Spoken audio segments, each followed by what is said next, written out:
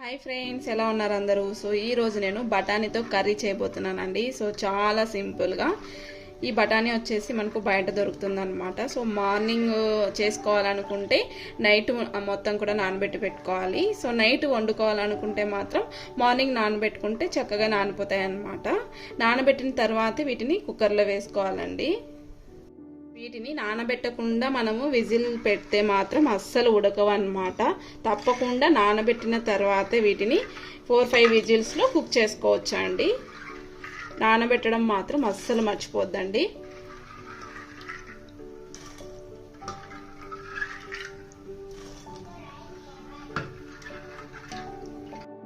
ఇలా మనం నానబెట్టిన ఇప్పుడు ఇందులో సరిపడా సాల్ట్ వేస్తున్నాను. సాల్ట్ ఉడికించేటప్పుడే వేసుకుంటే బఠానీలు అన్నిటికీ కూడా బాగా ఉప్పు పడుతుందండి. ఇప్పుడు సరిపడా వాటర్ వేసేస్తున్నాను. ఇలా వాటర్ వేసిన తర్వాత మనము 4-5 విజిల్స్ వరకు బఠానీ బాగా కుక్ అయ్యే వరకు ఉడికించుకుందామండి. ఆల్రెడీ నేను విజిల్స్ పెట్టేశానండి. సో బాగా ఉడికేంత వరకు విజిల్ పెట్టుకోండి. ఈలోపు నేను కావలసిన ఆనియన్స్ అలాగే టొమాటోస్ ఇవన్నీ కట్ చేసి పెట్టుకున్నానండి. ఇప్పుడు వచ్చేసి నేను ఆల్రెడీ స్టవ్ ఆన్ చేసేసి ప్యాన్ పెట్టాను. అందులో 2 టేబుల్ స్పూన్ వరకు ఆయిల్ వేసుకోవాలి.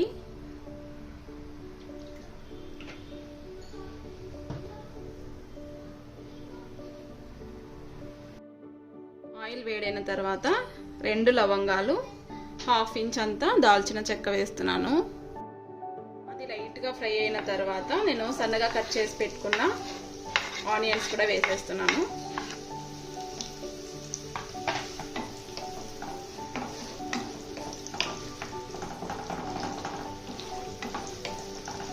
ఆనియన్స్ని బ్రౌన్ కలర్ వచ్చేంత వరకు ఫ్రై చేసుకోవాలి. ఇప్పుడు ఇందులోనే నేను 1 టేబుల్ స్పూన్ అల్లం వెల్లుల్లి పేస్ట్ కూడా వేస్తున్నాను. అల్లం పేస్ట్ పచ్చివాసన పోయేంత వరకు ఫ్రై చేసుకోవాలి. ఇప్పుడు ఆనియన్స్ బాగా ఫ్రై అయిపోయినాయి కదా, మనము ఆల్రెడీ రెడీ చేసి పెట్టుకున్న టొమాటో ప్యూరీ వేస్తున్నాను. నేను 2 టొమాటోస్తో ఈ ప్యూరీ అనేది రెడీ చేసుకున్నానండి. ఒకసారి బాగా కలిపేసుకోవాలి పచ్చివాసన పోయేంత వరకు.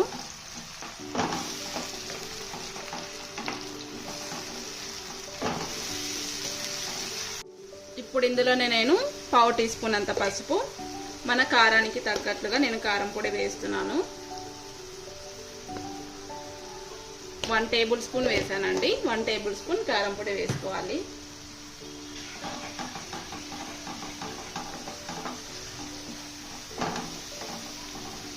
మళ్ళీ ఇదంతా ఒకసారి బాగా కలిపేసుకోవాలి. చూస్తున్నారు కదా, అంత బాగా ఫ్రై అయిపోయి మనకు ఆయిల్ బాగా పైకి తేలుతూ కనిపిస్తోంది.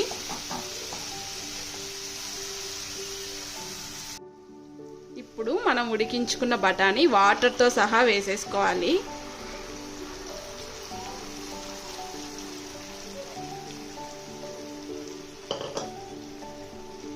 బఠానీ చూసారు కదా, బాగా సాఫ్ట్గా ఉడికిపోయిందండి. సో ఇలా మెత్తగా అయ్యేంత వరకు మనము ఉడికించుకోవాలి. ఇప్పుడు ఒకసారి అంతా కలిపేసి మంట హై ఫ్లేమ్లో పెట్టేసి 5 మినిట్స్ బాగా దగ్గర పడే వరకు ఉడికించుకోవాలి.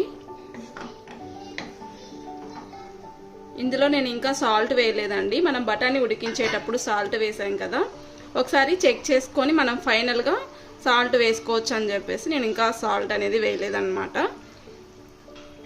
ఇలా బాగా ఉడికిన తర్వాత నేను గసగసాలు నువ్వుల పొడి వేస్తున్నాను. 1 టేబుల్ స్పూన్ వేసాను.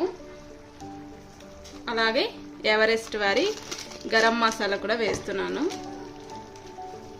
గరం మసాలా కూడా 1 టేబుల్ స్పూన్ వేస్తున్నానండి.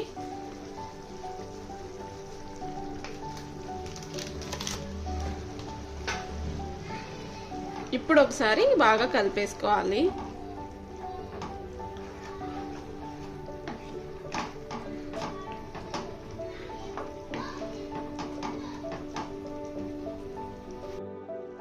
ఫైనల్గా కొద్దిగా కసూరి మేతి ఇలా క్రష్ చేసి వేసుకోవాలి. కసూరి మేతి లేకపోతే కొత్తిమీర అయినా వేసుకోవచ్చు. మళ్ళీ ఒకసారి బాగా కలిపేసుకుంటే కర్రీ రెడీ అయిపోయిందనమాట.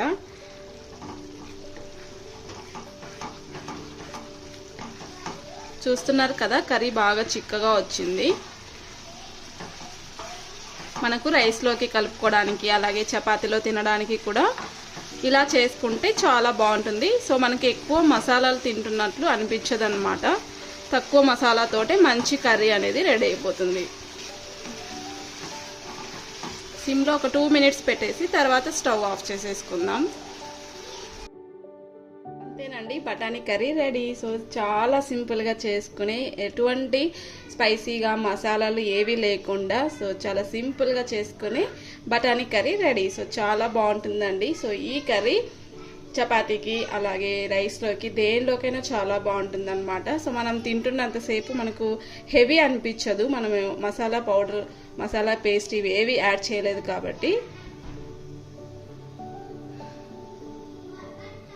చాలా సింపుల్ వేలో మీకు చేసి చూపించానండి. సో చాలా బాగుంటుంది. ఒక్కసారి ఈ పద్ధతిలో ట్రై చేసి చూడండి.